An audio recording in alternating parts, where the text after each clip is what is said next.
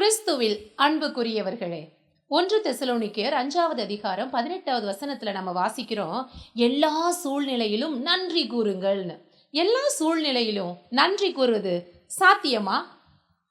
ஒரு ஏழை சகோதரி கணவனை இழந்து பிள்ளைகளால் துரத்தப்பட்டு உறவுகளால் சொத்துக்கள் எல்லாம் பிடுங்கப்பட்டு அனாதைய போல ஒரு மலையடிவாரத்தில் வாழ்ந்து கொண்டிருந்தாள். குடிசையை போட்டு காடுகளில் இருந்து விறகுகளை வெட்டி ஊருக்குள் சென்று விற்று அதனால் வரக்கூடிய பணத்தால் தன் வாழ்க்கையை பார்த்து கொண்டிருந்தாள்.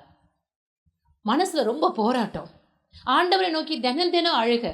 ஆண்டவரே, என் வாழ்க்கை ஏன்பா இப்படி இருக்கு? எனக்கு மட்டும் ஏன் இந்த சோதனை? கணவனை இழந்து பிள்ளைகளாலும் புறக்கணிக்கப்பட்டு இப்படி ஒரு அனாதை வாழ்க்கை என்று ஆண்டவரை நோக்கி முறையிட்டு கதறி கொண்டிருந்தாள். விறகு வெட்ட போற இடத்துல என் கை கால்கள்ல வெட்டு ஏற்படுது. விறகு விற்க போற இடத்துலயும் ஒரு பெண்ணா இருக்கிறதுனால ஏகப்பட்ட பிரச்சனையை சந்திக்க வேண்டியது இருக்கு. போராட்டத்துக்கு மேல போராட்டம், புலம்பலுக்கு மேல புலம்பல், ஆண்டவரை நோக்கி அழுது கொண்டே இருந்தாள்.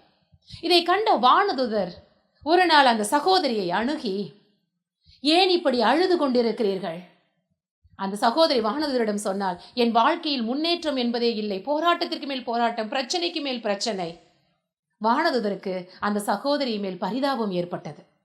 உடனே அந்த வானதூதர் ஆண்டவரிடம் சென்று, ஆண்டவரே, இந்த சகோதரியினுடைய வாழ்க்கையில ஒரு மாற்றம் ஏற்படுமா? இந்த சகோதரியினுடைய வாழ்க்கையில ஒரு பெரிய அளவு உயர்வு வருமா? கடவுள் சொன்னாரு, அவங்க வாழ்க்கையில மாற்றமே இருக்காது.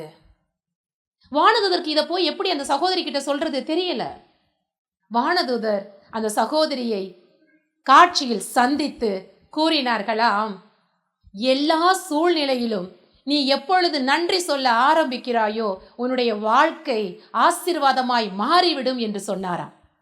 அந்த நிலையிலிருந்து, அந்த நேரத்திலிருந்து அந்த சகோதரி நன்றி சொல்ல ஆரம்பித்திருக்கிறாள். ஆண்டவரே, என் காலில் இன்னைக்கு வெட்டு ஏற்பட்டதற்காய் நன்றி ஆண்டவரே. அப்பா, இன்னைக்கு இவ்வளோ மழையை கொடுத்து விறகு வெட்ட போக முடியாமல் செய்ததற்காய் நன்றி ஆண்டவரே. எல்லா சூழ்நிலையும் புலம்பலை நன்றியாய் மாற்றினாள். மாதங்கள் உருண்டோடின. வானதுதற்கு மிகப்பெரிய ஒரு ஆசை, அந்த சகோதரியினுடைய வாழ்க்கை எப்படி இருக்கு என்பதை பார்க்கறதுக்காக வானதுதர் வந்திருக்காரு. என்ன ஒரு ஆச்சரியம்!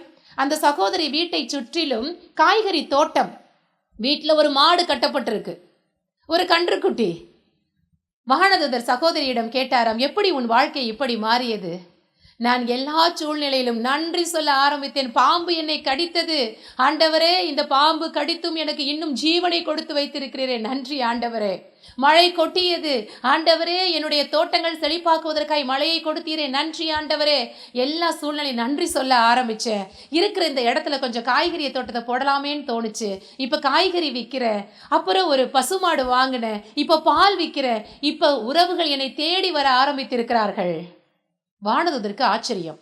ஆண்டவர் வாழ்க்கை மாறவே மாறாதுன்னு சொன்னாரே. உடனடியாக ஆண்டவர் சன்னிதானத்தில் சென்று வானதூதர் இந்த மகளினுடைய வாழ்க்கை மாற்றத்தை பற்றி விவரித்தார். ஆனா நீங்க மாறாதுன்னு சொன்னீங்களே ஆண்டவரே. ஆண்டவர் சொன்னாராம், எப்பொழுது தம் வாழ்க்கையில் ஏற்படுகிற எல்லா காரியங்களுக்காகவும் புலம்பி அழுது வேதனையுறுகிறோமோ அப்பொழுது ஒரு நாளும் வாழ்வில் மாற்றம் இருக்காது. எல்லா சூழ்நிலையிலும் ஆண்டவருக்கு நன்றி சொல்ல ஆரம்பிக்கிற அந்த நிமிடமே ஆசீர்வாத கதவுகள் திறக்க ஆரம்பிக்கிறது என்று.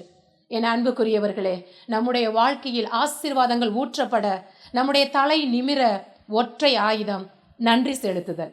இந்த நம்பிக்கையோடு வாழ்வின் பயணம் தொடரட்டும்.